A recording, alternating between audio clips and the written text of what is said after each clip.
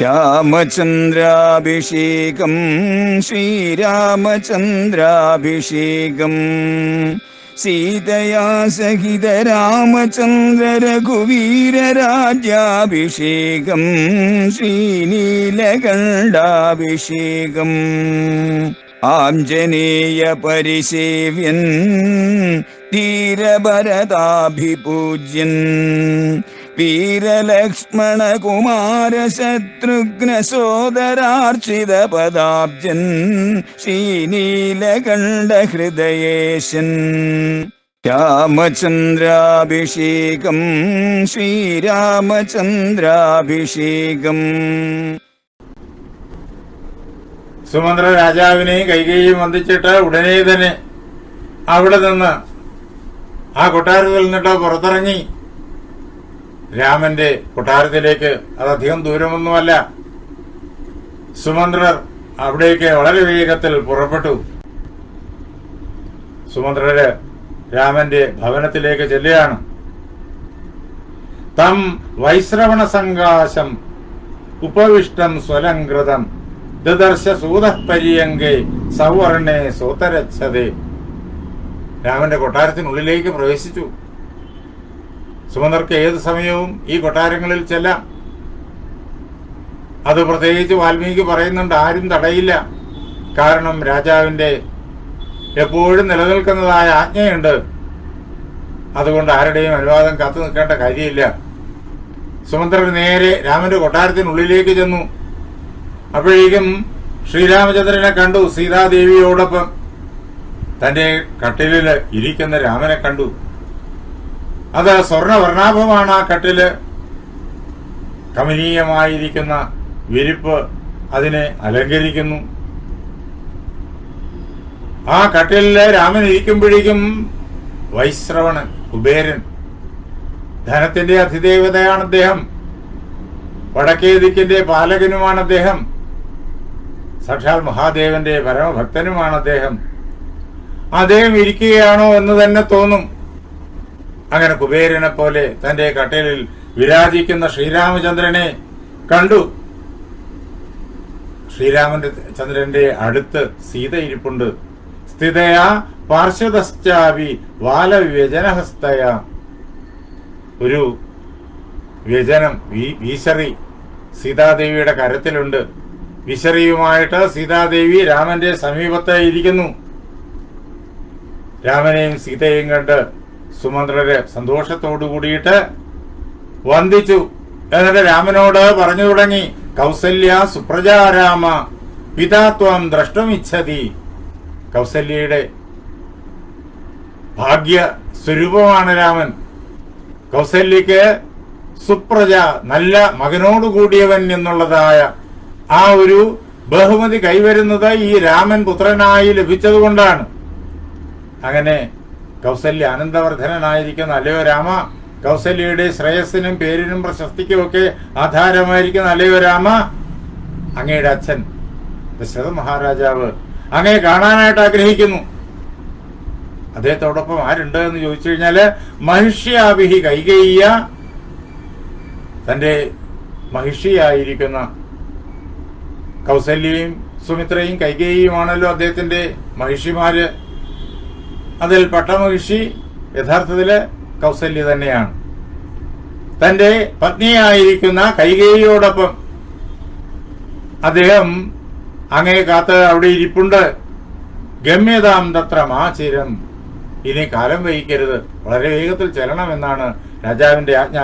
അതുകൊണ്ട് കാലതാമസം കൂടാതെ വളരെ വേഗത്തിൽ അങ്ങ് അവിടേക്ക് പോയാലും. ഇങ്ങനെ സുമന്ത്രർ പറയുമ്പോഴേക്കും സംഹൃഷ്ട നരസിംഹോ മഹാദ്യുതി.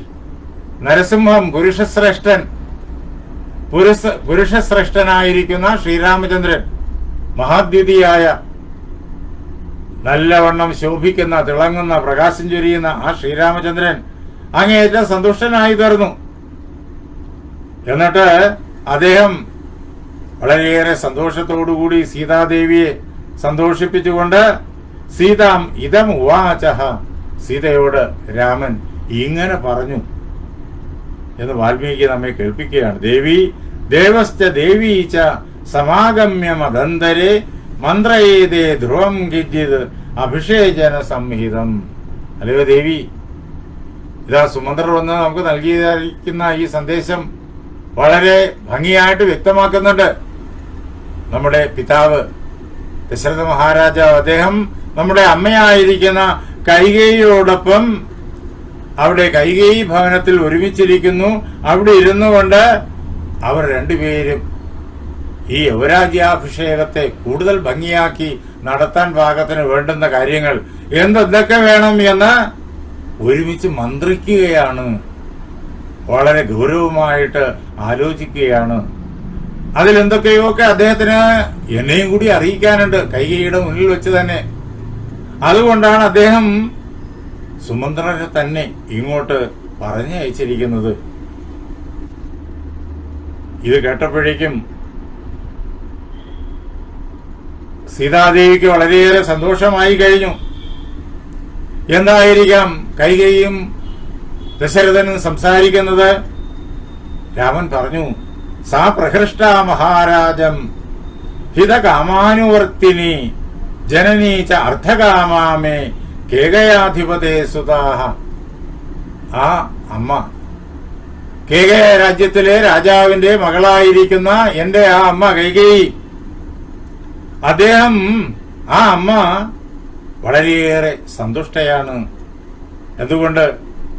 അല്പ കഴിയുമ്പോഴേക്കും നടക്കാനിരിക്കുന്നതായ ഈ അഭിഷേകത്തെക്കുറിച്ച് അറിഞ്ഞിട്ട് ആ അമ്മ സഞ്ജോതേതി രാജാനം മദർത്ഥം അസിതേക്ഷണ, സുന്ദരമായ നീലിമയാർന്ന കണ്ണുകളോടുകൂടിയ എന്റെ അമ്മ കൈകേയി മഹാരാജാവിനെ പ്രേരിപ്പിക്കുകയാണ്. കൂടുതൽ ഭംഗിയായിട്ട് ഈ അഭിഷേകകർമ്മം നടത്താൻ എന്തൊക്കെ വേണം എന്നുള്ള അമ്മയുടെ അഭിപ്രായങ്ങളെല്ലാം അമ്മ അച്ഛനോട് പറയുകയാണ്. എന്തുകൊണ്ടെന്നാൽ ആ അമ്മ എങ്ങനെയുള്ള ആളാണ്? ഹിതകാമാനുവർത്തിനി, അച്ഛന്റെ ഹിതത്തെയും അച്ഛന്റെ ആഗ്രഹത്തെയും നേരിട്ട് മനസ്സിലാക്കിയിട്ട്, ആരും പറയാതെ തന്നെ അമ്മയ്ക്കറിയാം, അതെല്ലാം അച്ഛൻ പറയാതെ തന്നെ അറിഞ്ഞ് പ്രവർത്തിക്കുന്നവളാണ് കൈകേയി എന്നുള്ള എന്റെ അമ്മ. എന്ന് മാത്രമല്ല, ജനനീച്ച അർത്ഥകാമാമേ, എന്റെ ആ അമ്മ എന്റെ നന്മയെ എപ്പോഴും ആഗ്രഹിക്കുന്നവളാണ്. എനിക്ക് സമ്പത്തും സ്ഥാനമാനങ്ങളും അതേപോലെ തന്നെ സൗഭാഗ്യങ്ങളും സന്തോഷവും ഒക്കെ കൈവരണമെന്ന അങ്ങേയറ്റം ഉത്കണ്ഠയുള്ളവളാണ് ആ അമ്മ. അതുകൊണ്ട് അതുമായി ബന്ധപ്പെട്ട് ആ സന്തോഷത്താൽ അമ്മ അനേക കാര്യങ്ങൾ അച്ഛനോട് പറയുകയാണ്, അച്ഛനെ പ്രേരിപ്പിക്കുകയാണ്. ഇന്നതൊക്കെ കൂടെ വേണം ഈ അഭിഷേക കർമ്മത്തിന് എന്നൊക്കെ. ഏതായാലും നമ്മുടെ ഭാഗ്യം ദൃഷ്ട്യാഖലു മഹാരാജോ മഹിഷ്യ പ്രിയയാസഹ സുമന്ത്രം പ്രാഹിണോദ്ദൂതം അർത്ഥകാമകരം മമ. മഹാരാജാവായിരിക്കുന്ന ദശരഥൻ തന്റെ പ്രിയപ്പെട്ട പത്നിയായിരിക്കുന്ന കൈകേയിയോടൊപ്പം ഇപ്പോഴിതാ എനിക്ക് നന്മ ഉളവാക്കുന്ന എന്തൊക്കെയൊക്കെ കാര്യങ്ങൾ പറയാൻ വേണ്ടിയിട്ട് അദ്ദേഹം സുമന്ത്രരെ തന്നെ ഇങ്ങോട്ട് പറഞ്ഞു വെച്ചിരിക്കുകയാണ്. എന്നെ അദ്ദേഹത്തിന്റെ സമീപത്തേക്ക്, അച്ഛനും അമ്മയും ഇരിക്കുന്ന ആ സ്ഥലത്തേക്ക് എന്നെ വിളിച്ചു വരുത്താൻ വേണ്ടിയിട്ട്. നിശ്ചയമായിട്ടും ഇത് നമ്മുടെ ഭാഗ്യം തന്നെയാണ്. അതുകൊണ്ടാണല്ലോ അദ്ദേഹം വിളിച്ചു വരുത്തിയിരിക്കുന്നത്. ഇങ്ങനെ രാമൻ സീതയോട് പറഞ്ഞു. എന്നിട്ട് സീതയോട് പറഞ്ഞു, അല്ലയോ സീതേ, ഹന്ത ശീഘ്രം ഇതോ ഗത്വ ദ്രക്ഷ്യാമിച്ച മഹീപതിയും. ഞാന് ഉടനെ തന്നെ ഇവിടെ നിന്നിട്ട് പുറപ്പെട്ടിട്ട് അവിടെ അച്ഛന്റെ സമീപത്തെത്തിയിട്ട് രാജാവിനെ, ചക്രവർത്തി നേരിട്ട് മുഖം കാണിക്കുന്നുണ്ട്, അദ്ദേഹത്തെ വന്ദിക്കുന്നുണ്ട്. അല്ലയോ സീതേ, നീ സഹത്വം പരിവാരേണ സുഖമാസ്വ രമസ്വജ. നീ നിന്റെ തൊഴിമാരോടൊപ്പം കൂട്ടുകാരികളോടൊപ്പം ഇവിടെ ഈ കൊട്ടാരത്തില് നീ സന്തോഷത്തോടു കൂടിയിട്ട് ഇരിക്കുക. നടക്കാൻ പോകുന്നതായ മംഗളകരമായിരിക്കുന്ന കർമ്മത്തെക്കുറിച്ച് നിങ്ങൾ പരസ്പരം സംസാരിച്ചും അതിൽ സന്തോഷിച്ചും അങ്ങനെ വളരെയേറെ ആനന്ദത്തോടു കൂടിയിട്ട് ഈ നിമിഷങ്ങൾ ചെലവാക്കുക. ഞാൻ പോയി അച്ഛനെ കണ്ടിട്ട് ഉടനെ മടങ്ങി വരുന്നുണ്ട് ഇങ്ങനെ തന്റെ ഭർത്താവായ ശ്രീരാമചന്ദ്രൻ പിതൃ സമീപത്തേക്ക് പുറപ്പെടുന്ന അവസരത്തില് അങ്ങേയറ്റം രാമനാൽ തന്നെ, രാമന്റെ വാക്കുകൾ കൊണ്ട് തന്നെ, അതേപോലെ സുമന്ത്രയുടെ വാക്കുകൾ കൊണ്ടും അങ്ങേയറ്റം ബഹുമാനിതയായി തീർന്ന സീത അസിതേക്ഷണ എന്ന് പ്രത്യേകം വാൽമീകി എടുത്ത് പറയുന്നുണ്ട്. മനോഹരമായ എളിമയാർന്ന കണ്ണുകളോടുകൂടിയവളായ ആ സീത, സുന്ദരിയായ സീത രാമനോട് പറഞ്ഞു, അല്ലയോ മഹാപ്രഭു, അങ്ങേ ഇപ്പോ മഹാരാജാവ് യുവരാജാവായിട്ട് അഭിഷേകം കഴിക്കും എന്ന് മാത്രമല്ല, യഥാസമയം അദ്ദേഹം അങ്ങയെ മഹാരാജാവായിട്ടും അഭിഷേകം കഴിക്കും എന്ന് സീത രാമനോട് പറയുന്നു. എന്നിട്ട് സീത രാമന് വേണ്ടിയിട്ട് പ്രാർത്ഥിക്കുകയാണ്. പൂർവം ദിശം വജ്രധരോ ദക്ഷിണം പാതു തേ യമ. അല്ലയോ ശ്രീരാമചന്ദ്ര മഹാപ്രഭു, അങ്ങയുടെ മുൻവശം, കിഴക്കേ വശം, അങ്ങയുടെ മുന്നിലുള്ളതായ ആ സ്ഥലം, അത് ഇന്ദ്രൻ രക്ഷിക്കട്ടെ.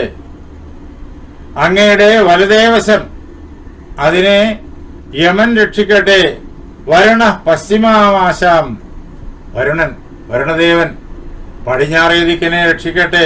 ധനേശസ്തു ഉത്തരാം ദിശം, ധനാധിപതിയായിരിക്കുന്ന കുബേരൻ അങ്ങയുടെ വടക്കേ ദിക്കിനെ രക്ഷിക്കട്ടെ. ഇങ്ങനെ അങ്ങയുടെ 4 ദിക്കുകളും, അങ്ങ് എവിടെ നിന്ന് കഴിഞ്ഞാലും അങ്ങയുടെ ഈ 4 വശങ്ങളും ഈ ദിക്പാലകന്മാരാൽ സുരക്ഷിതമായിരിക്കട്ടെ എന്നിങ്ങനെ പറഞ്ഞ് സീതാദേവി രാമനെ കുറച്ചു ദൂരം അനുഗമനം ചെയ്ത് ആ കൊട്ടാരത്തിന്റെ വാതിക്കൽ വരെ എത്തിയിട്ട് തിരിച്ച് അവിടെ നിന്നിട്ട് കൊട്ടാരത്തിനുള്ളിലേക്ക് പോയി.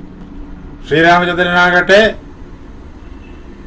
അവിടെ നിന്നിട്ട് വളരെ വേഗത്തിൽ സുമന്ത്രരോടൊപ്പം സുമന്ത്രർ തെളിക്കുന്നതായ തേരില് കൈകേയി ഭവനത്തിലേക്ക് പോവുകയാണ്.